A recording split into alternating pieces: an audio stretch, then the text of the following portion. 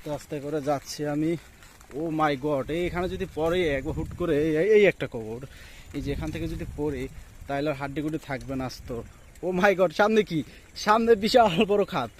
এখান থেকে তো আমার যাওয়া সম্ভবই না। এখান থেকে দেখছেন, এখান থেকে যদি পড়ে একটু সামনে যাই দেখাই আপনাদের। এখান থেকে যদি পড়ি, আমি মনে করি যে আমার হাড্ডি গুড্ডি একটাও থাকবে না এখান থেকে যদি পড়ি আমি। আর এখানে যারাই আসবেন সাবধানে চলাচল করবেন, আর রাত্রে তো ভুলেও হাঁটবেন না এখান থেকে। এই যে দেখেন, খুব ভয়ানক একটা জায়গা।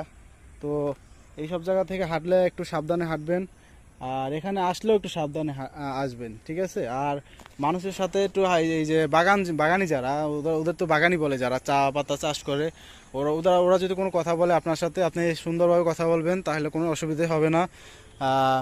যদি হেল্প প্রয়োজন, ওরা হেল্প করবে, যতটা পরিমাণ সম্ভব ওরা করবে। আপনারা চাইলে আসতে পারেন। দেখেন